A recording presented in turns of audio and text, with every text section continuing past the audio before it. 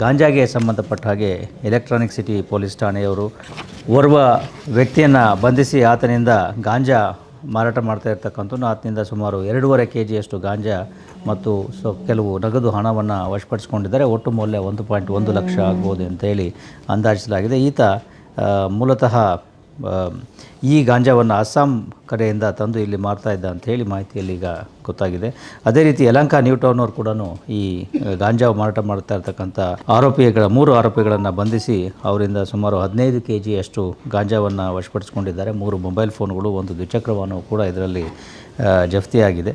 ಈ 3 ಆರೋಪಿಗಳು ಪ್ರಮುಖವಾಗಿ ತ್ರಿಪುರಾದಿಂದ ಗಾಂಜಾವನ್ನು ತಂದು ಇಲ್ಲಿ ಮಾರಾಟ ಮಾಡ್ತಾಯಿದ್ರು ಅಂತ ಹೇಳಿ ಕಂಡುಬಂದಿದೆ. ಹಾಗೆ ರಾಜಗೋಪಾಲ್ ನಗರ ಪೊಲೀಸರು ಕೂಡ ಒರಿಸ್ಸಾದಿಂದ ಇಲ್ಲಿ ಗಾಂಜಾ ತಂದು ಮಾರಾಟ ಮಾಡ್ತಾ ಇರ್ತಕ್ಕಂಥ ಓರ್ವ ವ್ಯಕ್ತಿಯನ್ನು ಬಂಧಿಸುವಲ್ಲಿ ಯಶಸ್ವಿಯಾಗಿದ್ದಾರೆ. ಆತನಿಂದ ಸುಮಾರು 5 kg ಮೇಲ್ಪಟ್ಟು ಗಾಂಜಾವನ್ನು ವಶಪಡಿಸಿಕೊಂಡಿದ್ದಾರೆ. ಹಾಗೆ ಬಸವೇಶ್ವರ ನಗರದವರು 1.5 kg ಗಾಂಜಾವನ್ನು ವಶಪಡಿಸಿಕೊಂಡಿದ್ದಾರೆ. ಇದರಲ್ಲಿ ಓರ್ವ ಸ್ಥಳೀಯ ಮತ್ತು ಓರ್ವ ಜಾರ್ಖಂಡ್ ಮೂಲದವನಿದ್ದು, ಈತ ಜಾರ್ಖಂಡ್ನಿಂದ ಇಲ್ಲಿ ತಂದು ಗಾಂಜಾವನ್ನು ಮಾರಾಟ ಮಾಡಲಿಕ್ಕೆ ಪ್ರಯತ್ನ ಮಾಡುವಾಗ ಈತ ಸಿಕ್ಕಿಬಿದ್ದಿದ್ದಾನೆ. ಹಾಗೆ ಗೋವಿಂದರಾಜ ನಗರದವರು ಕೂಡ ಸುಮಾರು 5 kg ಮೇಲ್ಪಟ್ಟು ಗಾಂಜಾವನ್ನು ವಶಪಡಿಸಿಕೊಂಡಿದ್ದಾರೆ. ಇದು ಒರಿಸ್ಸಾದಿಂದ ಇಲ್ಲಿ ತಂದು ಮಾರಾಟ ಮಾಡ್ತಕ್ಕಂಥವ್ರು. ಇಬ್ಬರು ಒರಿಸ್ಸಾದವರಿದ್ದು ಅವರು ಈ ಕೆಲಸವನ್ನು ಮಾಡ್ತಾ ಇದ್ದಾಗ ಸಿಕ್ಕಾಕೊಂಡಿದ್ದಾರೆ.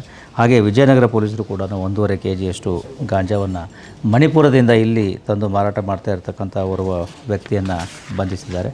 ಕಾಮಾಕ್ಷಿ ಪಾಳ್ಯದವರು ಕೂಡ ಒರಿಸ್ಸಾದಿಂದ ಇಲ್ಲಿ ತಂದು ಮಾರಾಟ ಮಾಡ್ತಾ ಇರ್ತಕ್ಕಂಥ ಸುಮಾರು 1.5 kg ಗಾಂಜಾವನ್ನು ವಶಪಡಿಸಿಕೊಂಡಿದ್ದಾರೆ. ಹೀಗೆ ಈ ವಾರದಲ್ಲಿ ಈ ಕಳೆದ 3-4 ದಿವಸಗಳಲ್ಲಿಯೇ ಸುಮಾರು 33 kgಗೂ ಹೆಚ್ಚು ಗಾಂಜಾವನ್ನು ಬೇರೆ ಬೇರೆ ಪೊಲೀಸ್ ಠಾಣೆಯವರು 7 ಪೊಲೀಸ್ ಠಾಣೆಯವರು ವಶಪಡಿಸಿಕೊಂಡಿದ್ದಾರೆ.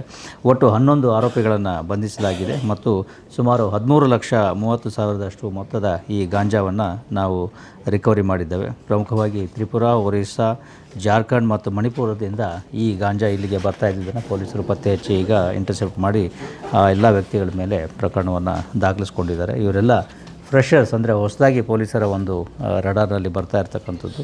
ಹೆಚ್ಚು ಜಾಗರೂಕರಾಗಿ ಎಲ್ಲ ಕಡೆಯಿಂದಲೂ ಕೂಡ ಮಾಹಿತಿಗಳನ್ನು ಸಂಗ್ರಹಿಸಿ ಈ ಎಲ್ಲ ದಾಳಿಗಳನ್ನು ಮಾಡ್ತಾ ಇದ್ದಾರೆ.